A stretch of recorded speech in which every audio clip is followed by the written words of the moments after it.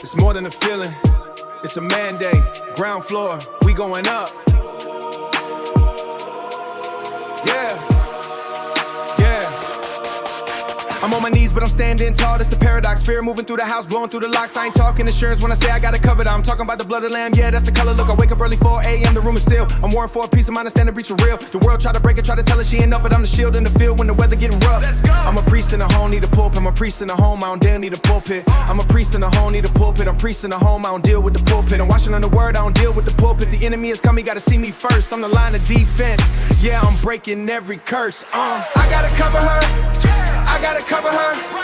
Not by my might, but the spirit, watch it hover, bruh. In the prayer closet, yeah, I'm going undercover, bruh. In the shared closet, yeah, I'm going undercover, bruh. Shield on the left, word on the right. We don't just survive, yeah, we winning at the fight. Cover her, cover her. What's going on, family? Welcome back to the Cover Her Challenge. That's right. This is Dr. DeMarcus Battle, co-founder of Bible with the Battles, and I am so excited for what we have in store on today. And so I want you to think, and we're going to jump right into things. I want you to think about the last real conversation you had with your wife. Not logistics, not scheduling, not who's picking up the kids, or did you pay that bill? A real conversation where you looked at each other, where she told you something she was actually feeling, where you were fully present. Your phone was down, your mind was there, your heart was open. When was that time? For some of you, it was recent, and that's a good thing. So keep going with that. But for others, I need you to be honest with yourself right now. And you might be struggling to even remember a time like that. That gap, that silence, that slow drift into parallel lives under the same roof, that is what we are confronting today. And so again, we want to welcome you to day 6 of the 7-day Cover Her Challenge, restoring covenant intimacy, moving from roommates to covenant partners. We're almost to the finish line, husbands. 6 days in. So don't let up. We got to keep going. We have covered the battlefield of the home. We broke down financial fear. We began to guard our wives' minds. We honored her invisible labor. We covered her in motherhood. And today we go to the heart of it all, covenant intimacy, and what happens when we let it drift. I want to name something that is happening in more marriages than anyone is willing to admit. I call it the roommate syndrome. It is not a dramatic breakdown. There is no big fight or argument, no catastrophic event. Rather, it is something quieter and in many ways more dangerous because it sneaks up on you. It looks like this. You live in the same house, you share the same bed, you manage the same household, but somewhere along the way, through busyness, through routine, through small neglects stacked up on each other year after year, you stop being covenant partners and started being cohabitants. Yeah, y'all just happen to live together, right? Your conversation became transactional. Did you call the plumber? Who's handling dinner? What are we having? What time is that thing that we're supposed to do on Saturday? Your emotional connection has thinned out. She stopped telling you the real things because somewhere she learned, not from one big moment, but from many small things that happened over time, that you really were not fully available to receive what she was saying. Physical connection became stale. The romance faded into function, and you both just got used to it because it was the comfortable thing, because it was familiar. But comfortable is not covenant. Let me rewind that. Being comfortable is not the signs of true intimacy within covenant. And here's what you need to understand. A drift is not dramatic. It accumulates over time. It is a result of 1,000 small moments of choosing distraction over presence. Yeah. And you know how it is, husbands. We can get distracted rather frequently. We can get distracted from work. We can get distracted from our passions, like sports and entertainment. We can get distracted over a number of things. Choosing comfort over connection, right? I'd rather not say anything because I don't want to make her mad. Has anybody ever said that? But that's choosing comfort over true connection, because in connection, there is often friction and tension that has to be dealt with. Because when friction and tension are present, there becomes a flexible atmosphere. It becomes a push and a pull, and it becomes a way to grow. The antidote is not some sort of grand gesture. It is not a vacation or an anniversary surprise, though those are good things. What we must do is get back to intentional, consistent connection, day after day, choice after choice. This is what we're building toward today. I want to go to the anchor verse for our theme, because there is something in it that most men have either misunderstood or completely overlooked. First Peter chapter 3, verse 7. It says this: husbands, in the same way, be considerate as you live with your wives, and treat them with respect as the weaker partner and as heirs with you of the gracious gift of life, so that nothing will hinder your prayers. Oh my goodness, that's a powerful passage of scripture. Now let's deal with the phrase that often trips people up: the weaker partner. This does not mean lesser intelligence. It does not mean lesser capacity, lesser worth, or lesser standing before God. The word in the original language refers to vulnerability, a specific moment of physical, social, or emotional vulnerability where a woman requires her husband to step in and cover. It is not a statement of inferiority. It is a call to sensitivity. Peter is saying your wife has moments of vulnerability that require your intentional protection and care. Honor those moments. Do not exploit those moments. Do not ignore those moments, but cover those moments. Let me say that again. We must be intentional to protect and to care, to honor those moments, to not exploit those moments, to not ignore those moments, but to cover those moments. And then notice what he calls her in the same breath. He says, heirs with you of the gracious gift of life. She is not your subordinate. She is your co-heir, a full partner in the grace of God, equal in the standing before heaven, unique in her design, and worthy of your most considerate and intentional treatment. Now, here is the part of the verse that should make every husband sit up straight in their seat, so that nothing, oh my goodness, will hinder your prayers.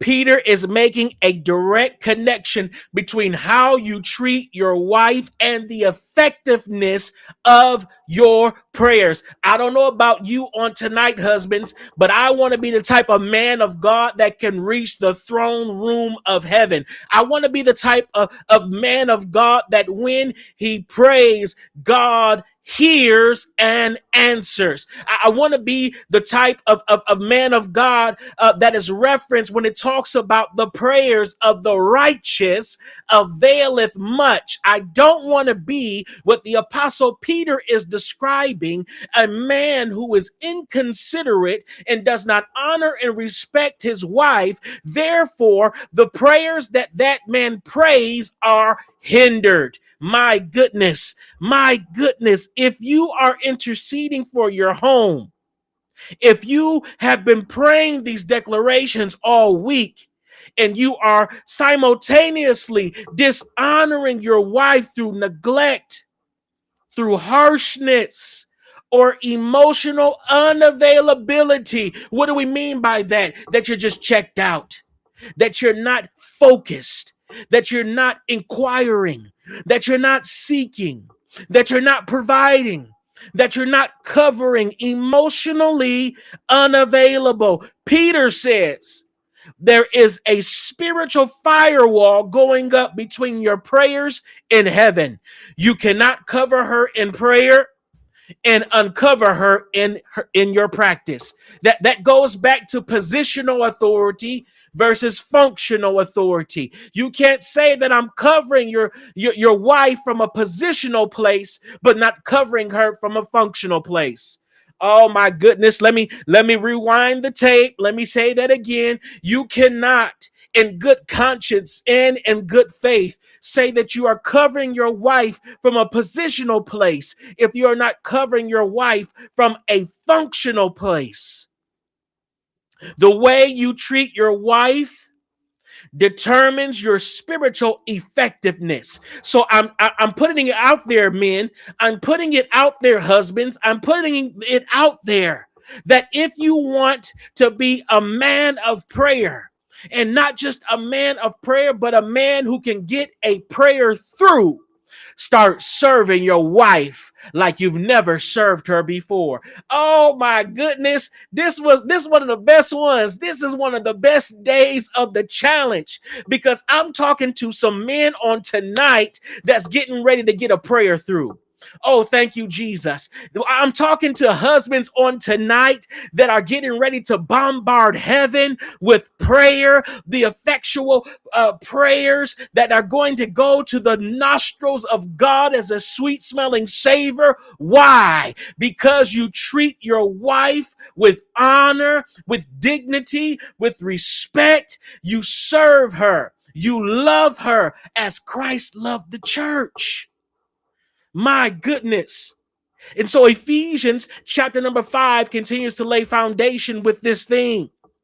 It sets the standard for what this kind of love actually looks like. Husbands, again, love your wives just as Christ loved the church and gave himself up for her to make her holy, cleansing her by the washing with the water through the word, and to present her to himself as a radiant church without strain or wrinkle or any other blemish, but holy and blameless.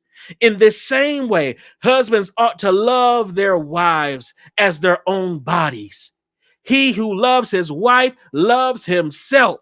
After all, no one ever hated their own body, but he feeds and cares for it, just as Christ does the church. Sacrificial, sanctifying, sustaining. Oh my goodness. Let me say those words again so it settles in your spirit, husbands. Sacrificial, sanctifying, sustaining. One more time for the 992,000. Let me say it again. Sacrificial, sanctifying, and sustaining. That is the model we are to exemplify. Not love when it is convenient, not love when she has earned it. Love that gives itself up for her. so that she can flourish to her highest capacity. First Corinthians chapter 13, verses 4-7 tells us what that love actually looks like in practice. Love is patient. Love is kind. It does not envy. It does not boast. It is not proud. It does not dishonor others. It is not self-seeking. It is not easily angered. It keeps no record of wrongs. Love does not delight in evil, but rejoices with the truth. It always protects, it always trusts, always hopes, always perseveres. My goodness, you got to read that list again and just take it a little bit slower and ask yourself honestly, which one of those is hardest for you to do right now? Love, it is patient. It is kind. It doesn't have anger, because that is where the work is found. Now we have to get more practical. One of the most powerful tools for restoring covenant intimacy is becoming fluent in your wife's love languages. Gary Chapman, the 5 love languages, you may be familiar. If you're not, go ahead and Google that. Go to Amazon, get you a copy of the book. It will transform your marriage. Most of us love our wives the way we want to be loved. Yeah, we love our wives the way that we like to receive intimacy, right? But we have to shift. We have to shift. And we have to begin to love our wives in the way that they desire to be loved. Gary Chapman, in his book, speaks to these 5 love languages, the first being words of affirmation. Maybe your wife is inclined for that. She needs to hear it out loud, specifically, not just I love you, though we should be saying that often, right? But words that speak to her identity, words that speak to her beauty, words that speak to her purpose, words that tell her that you see her and that you're glad that she is in your life. Song of Solomon chapter 2 gives us the picture. Let him lead me to the banquet hall, and let his banner over me be love.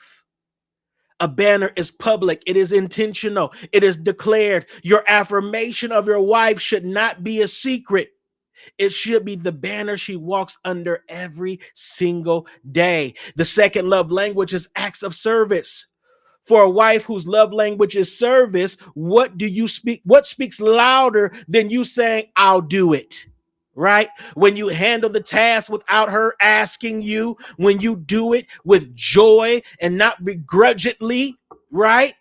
Because that ain't the type of acts of service she wants. If you don't really want to do it, most wives will be like, I'll take care of it myself, right? We have to be intentional and show up practically. And so acts of service is another love language. Gifts. Who doesn't like gifts, right? And this is not about money. It's about being thoughtful.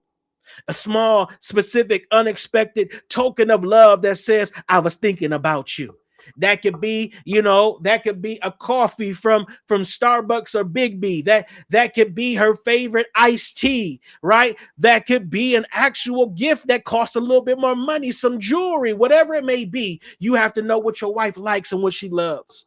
But gifts are certainly a great thing to do. Quality time. This is one where many husbands are finding the biggest deficit because they are often busy with different tasks of themselves that they are sowing into and focusing on. But our wives are yearning for quality time.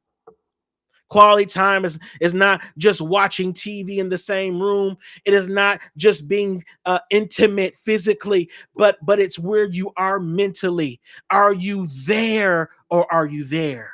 Right? Are you there mentally with your wife as you're engaged, or do you keep going over to your phone? And I'm being transparent, fellas. I do it all the time. And she said, "Did you hear me?" And I said, "Yeah." You said, "What'd you say again?" Right? We've all been there.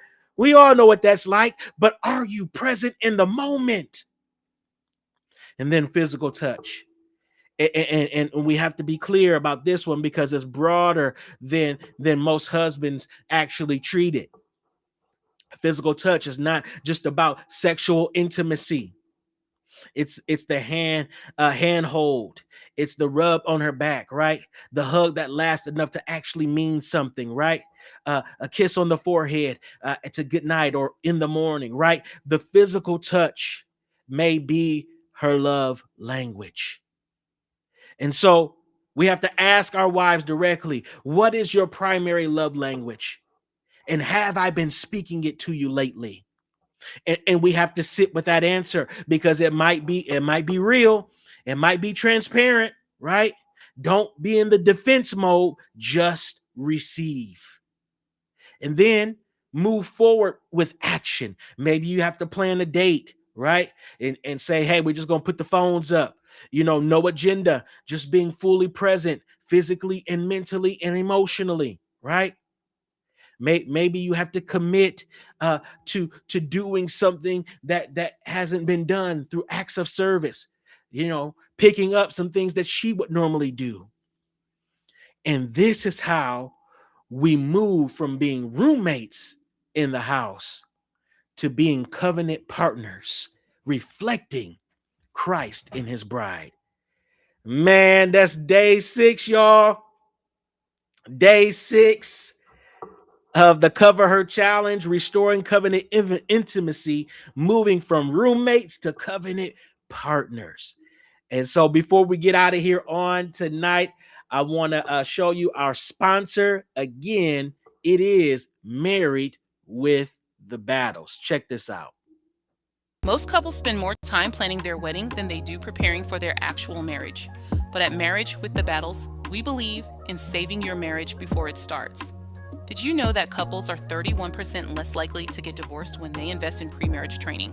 Whether you're newly engaged or looking to level up your connection, our research-backed Symbies and Better Love assessments provide a 94% accurate roadmap for your relationship. For just $47, you can dive into a personalized deep dive on everything from communication styles and the 5 love languages to finances and conflict resolution. Stop guessing and start growing with a customized coaching program designed to turn your good vibes into a lifelong sanctuary.